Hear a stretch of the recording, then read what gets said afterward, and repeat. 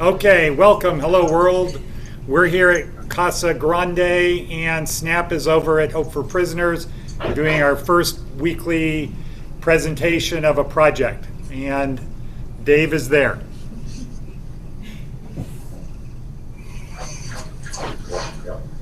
Are we live? We're live. We're live. Morning. Director Bevel, Larson's class. All right. Giving a presentation today. November the 11th. Here in Las Vegas. Weather's good. About 80 degrees today. And everybody want to say hi? Hello. Hey guys. Hello. All right. Hope you guys are enjoying class. Here we go. Ready? Good morning. I want to start taking a quick story. I was standing at the bus stop yesterday and noticed these two kids talking. I overheard them talking. Their discussion was on a subject that isn't all too uncommon nowadays, unfortunately. About drugs, crime, and their legal issues. Now, before, this would have been an uncommon discussion or an anomaly. Only nowadays, it's very commonplace for kids to be in these types of situations where they have these types of discussions and live these types of lives. Now, there's a simple solution to this problem. You might be asking yourself what that solution could be and how it could be simple. By providing them with the tools to learn some social skills, I guess, and other tools that you learn to organize sports. Sorry, I'm a little distracted. This is my first presentation. I'm trying not to close because my friends here are also going to be speaking with you. But more importantly, back to my point. Today, society doesn't place enough emphasis on organized sports and the social skills you learn to organize sports and the competitiveness that I feel gets overlooked when you're involved in organized sports. And it's unfortunate that these get overlooked because it's a real simple solution that can be provided. My friends have some other things to go into that further. I couldn't help but ask myself when I overheard these kids talking, how can we provide these kids the opportunity to play these sports? In what ways? Is there organizations out there that help kids? And how could I get involved? So I began to look a little further into this problem and seeing the statistics kids do better that are in organized sports. They have less legal issues in life, they're better in their workplace because of the social skills that they get from playing on a team. You learn to work with others, you have coaches that are mentoring you, that's outside your family base, and can give you that type of guidance that you receive sort of like in a workplace, where it's not quite as coddled or protective that your parents would give you with yourself. So I don't want to take up too much time and give away too much of our presentation because my friends have some really good things here to say to you guys. And I'm really eager to see how you guys respond to this presentation, because it is an important subject and it is a way to change the future and make the future a better place by such kids play sports. And it really wouldn't take that much effort on the behalf of everybody to come together as a tribe and start taking care of kids the way they used to in the old days before these kinds of problems were overran now. So, without further ado, who's next up, fellas? Mike. I'd like to introduce Mike. He's got a few things he'd like to speak on. And thank you for your time. Thanks, Dave. Okay, thanks, Dave. Mike, before you start, Mike, hold on. Wait. Hold it. Move closer to the camera, please. Move closer to the camera. Yeah. We got an angle right? And, well, we've got too much of the ceiling showing. If you can raise it up, there you go. Better. Okay, super. Now that's good. This is Mikey Boombatsa, the refrigerator. This is Mikey Boombatsa, the refrigerator. Thank you. Go. Yeah, Go ahead, Mike. go ahead. Now I want to continue from what Dave was saying. As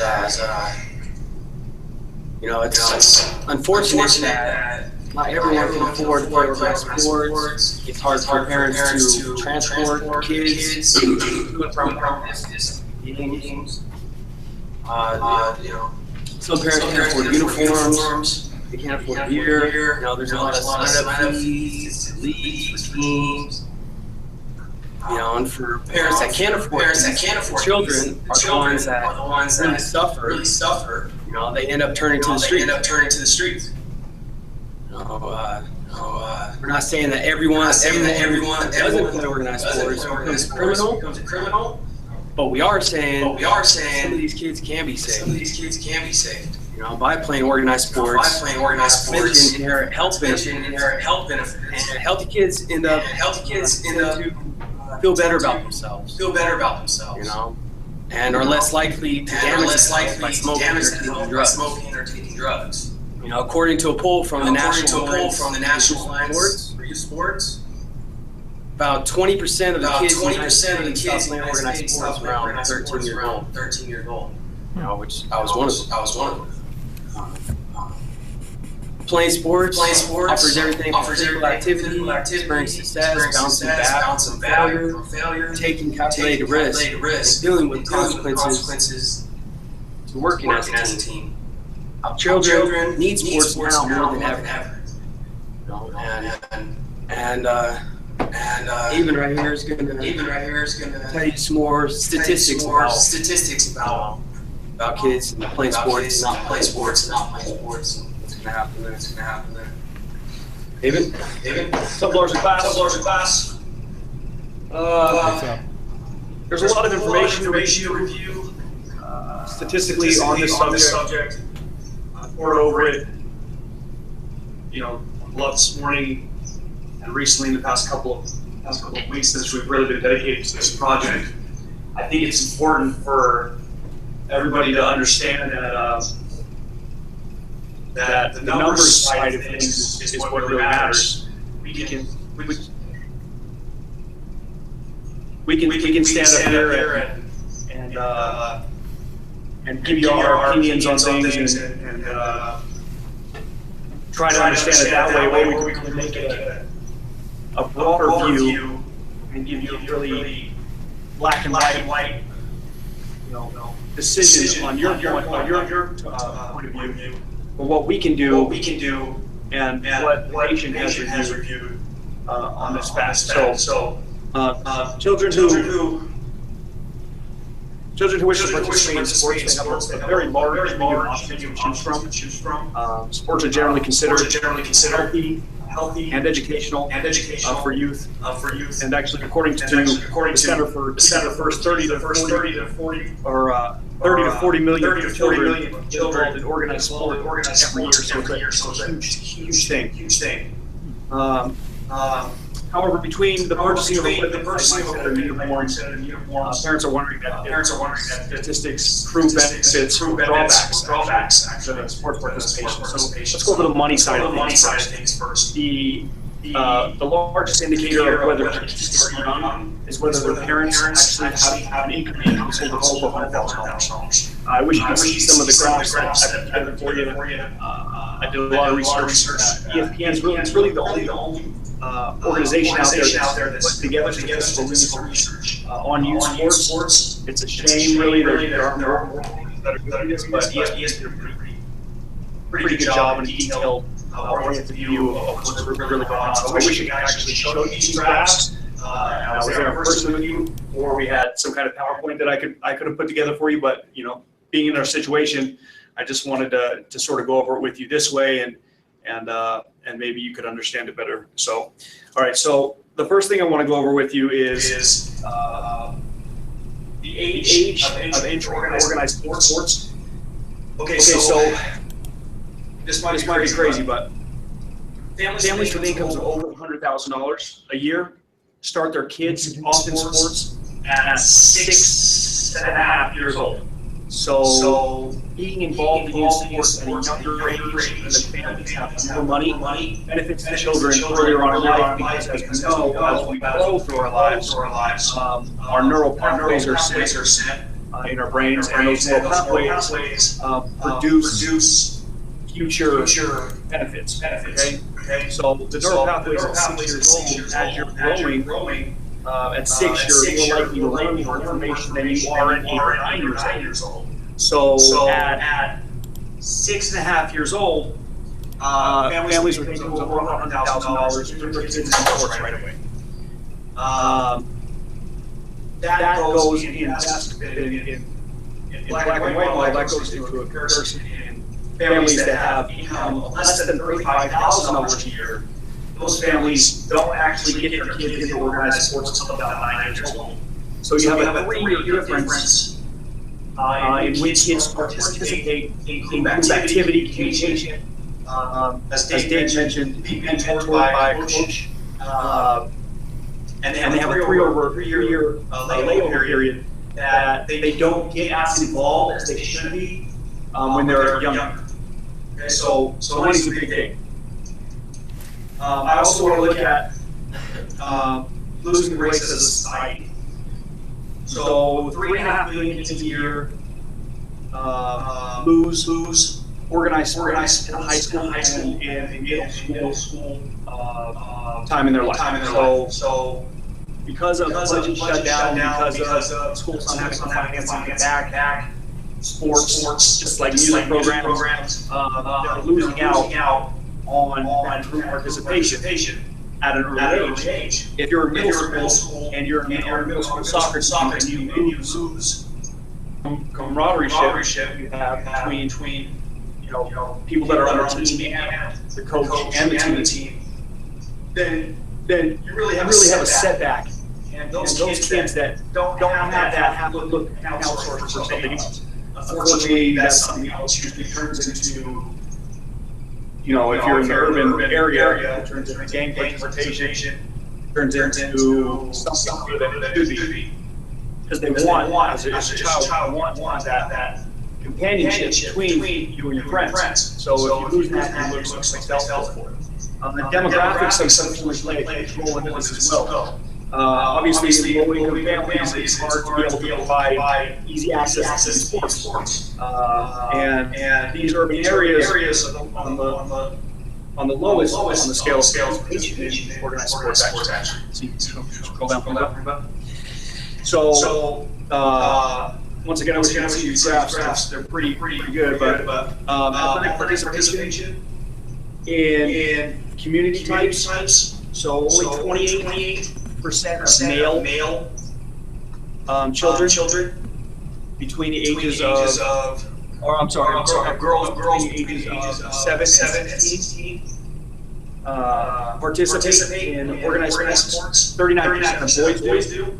That's in many areas. When you get into the suburbs, that increases dramatically. For women, it goes to 39%. For males, it goes to 52%. And in outlying rural areas, there's a tendency to participate more, maybe because they're spaced out a little more and they want to have that, they're coming together. So that participation skyrockets to 63% males and 50% females. So you have to understand that when you're in an urban area and that urban area has low income families, everything is down the downslope. They don't have the money to participate. They don't participate because there's no organization in the community, and that unfortunately leads to them growing up and participating in gangs, stuff they shouldn't be involved with.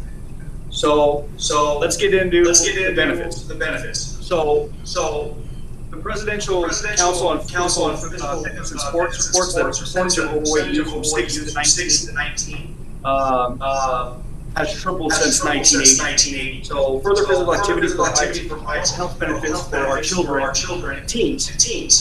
So this is something that we really haven't touched on. We've been focused primarily on income, and we've been focused primarily on where in a demographic kids are growing up, in the social atmosphere. But really, let's get into how this benefits our youth. And this benefits our youth by simply getting them outside and doing something. Technology has really steered us in a direction that our kids these days aren't physical activities they need. They're not getting outside. They're not playing. When I was a kid, especially when you were a kid. But it's one of those things that we become lackadaisical and approach the parent towards our children by giving them a PlayStation. Here you go. This is your babysitter, so to speak. So one of the big things that we is obesity, and it's a huge problem in our country. So Education.com finds us sports participants learn to cooperate with their teammates, take instruction, coaches, as well as the 3 Ps, right? Patience, practice, and persistence. You don't get really any of those physically if you're stuck inside all day. So let's get into this area of obesity. And Fernando's actually going to expand on that for you, because we really just figured that it was such an important part of this entire presentation. I mean, it's one of those things that you really have to sit back and look at and target, kids that need to get outdoors and start doing something other than sitting in the house and playing on PlayStation or Xbox computer. It's not bad by any means. However, it doesn't physically help. So from ages 2 to 5, I wish you guys could see these graphs. It was really cool. 14.4% of kids, boys, don't have any physical activity at all. And that segues into them growing up 6 to 11, 12 to 19.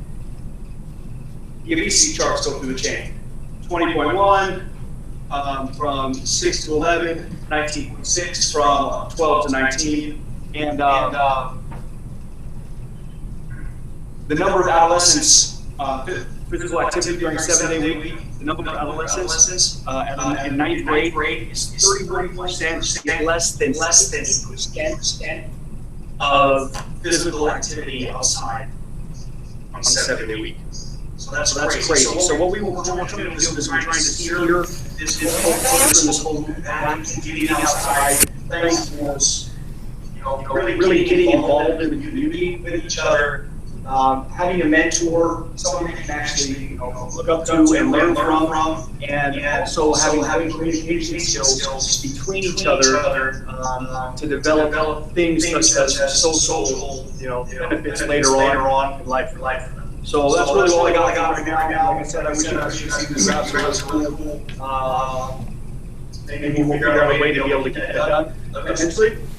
But we're going to go here and talk about situation and what we can do and the benefits that we might have to fix that situation, what it means to us, and then I wonder if we'll change it and Steve and TJ. Thank you, Larson Glass. Give me time. Thank you. Very much. Hello, Larson Glass. Vamos a explicar on obesity. Percentage of children ages from 6 to 11 years in the United States were obesity is 1% in the 1980s. Have him move closer to the camera, Steve. Closer. Similarly, the percentage of More cowbell. age. No, that's fine.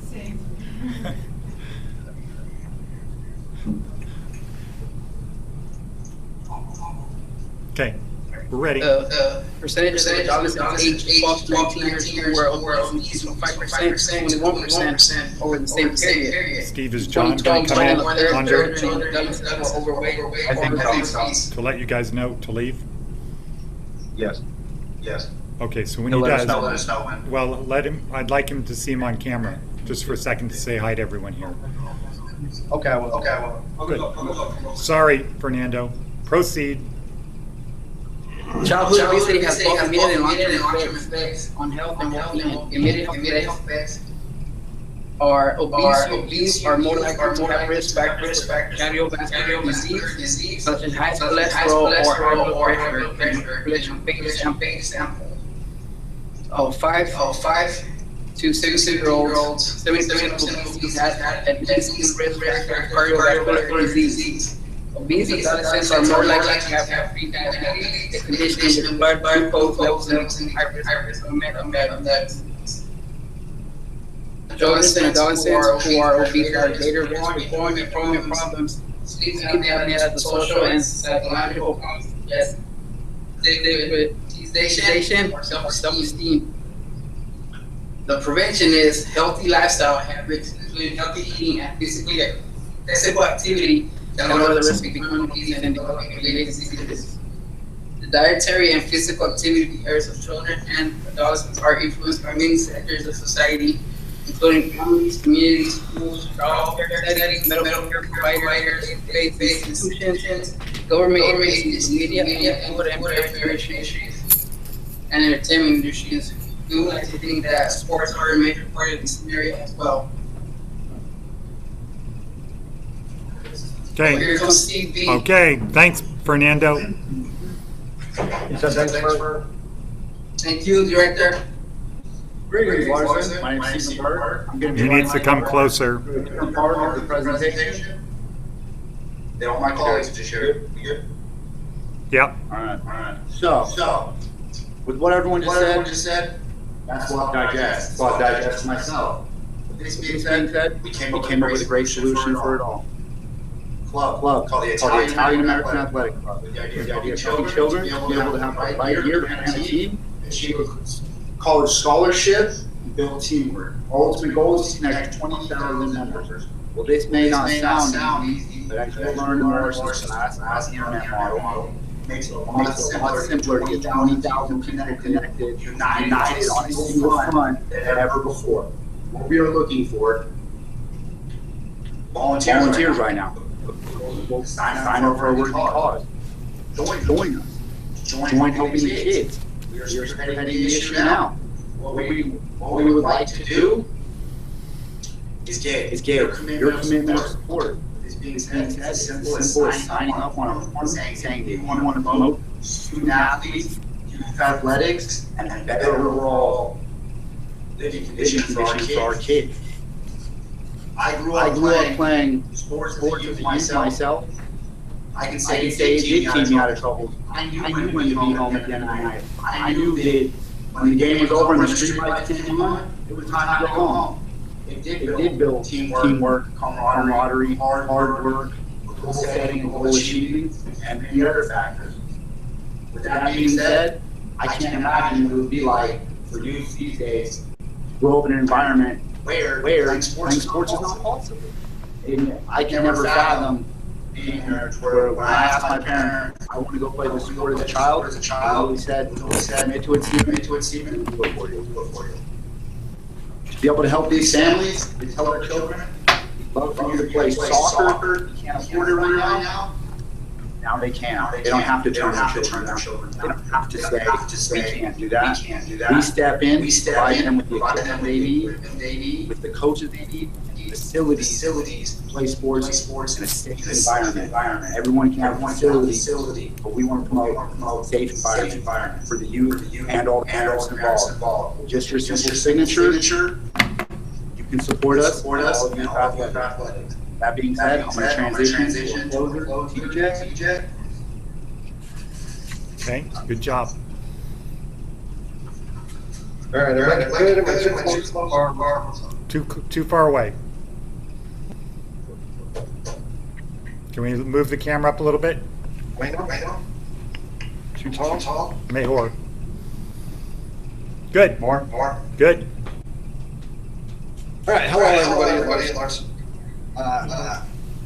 As you've heard, there's many compelling different reasons for supporting organized sports. I'm just going to go over kind of highlight some of them. One is the regular physical activity benefits helping build and maintain bones, muscles, and joints, helping control weight and reduce fat, preventing overweight and development of high blood pressure. Many other major problems that face can be addressed with organized sports, such as goal setting and leadership. Here are some of the other benefits of organized sports. One thing that I found out just today makes me think about is high school female athletes are less likely to be sexually active, use drugs, and suffer from depression than non-athletes. That was done by in 2004. That's very significant, I feel, in today's day and age, where we have 14-year-old girls coming up pregnant, having to drop out of high school. They lose so many different avenues that they can progress on later in life.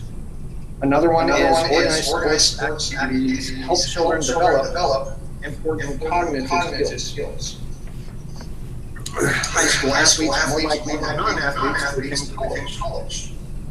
And there are also other benefits for future teams. Sports participation is a significant predictor of adults participating in physical activity. Adolescents play sports 8 times more likely to be active at age 24 than adolescents and adult play sports. Getting people active could save the global economy nearly $68 billion annually in medical costs. The U.S. could save up to $28 billion, and individuals could find $2,500 or more in their pockets and move for 30 minutes, 5 times a day, or 5 times a week. And that was done by the Physical Activity Series. Not sure what that is, but sounds good. All this information is to show how important it is for us as a community to help in supporting not just our children, but our neighbors and our friends' children as well. We're not asking for anything more than your support. So let's join together and help our children invest in their own. I came up with that one myself. I like it. And on a personal note, as a parent of a single parent of kids, raising them and playing sports as a kid myself, it was very important helping me with my children. Yeah, what's up? We have a special guest, Director. All right. Yeah, They can just come in and say hello. Yeah. Wave, everyone. This is John Ponder. Everyone, John Ponder. Hi, how are you? Say, you gotta do this. Pretty good. The camera. It's very, very nice to meet you. I have no idea what I'm supposed to say. Talk about this spot. I don't know where this thing. Oh, okay. You're right. Let's get a class. Can I say, hey, now I can see what up. How you guys doing tonight? You guys doing good? How you doing? All right. You guys learning a lot? Yes. Very much. All right. Keep up the good work. All right. Thanks, John. Thank you, John. Okay, who's listening to me? Hi, Steve. Okay, so good job, everyone. Let's see, how many people are there? Larson. How many people? I'm trying to figure out how many pizzas I need to get. How many people? There'll be 4 people here because your TV is going to be out. All right, so 4 pizzas. That work. Later, class. Okay, see ya. Close down everything.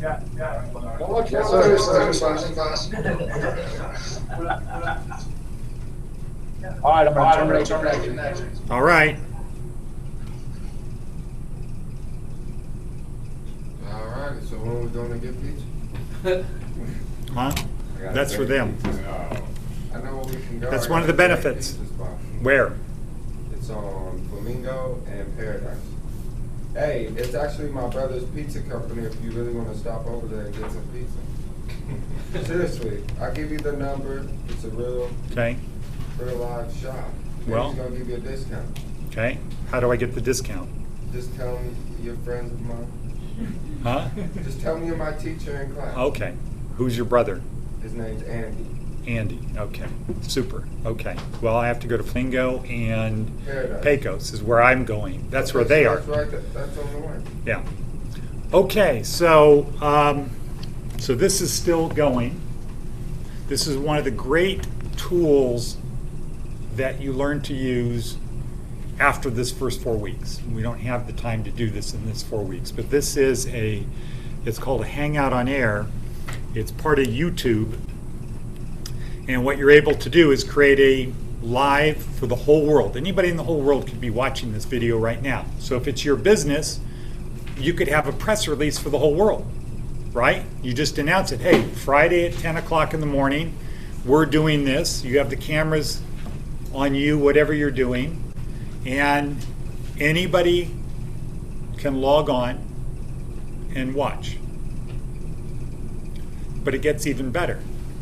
Because once this is done, it's automatically stored on YouTube. So now you have a video that everybody can watch later.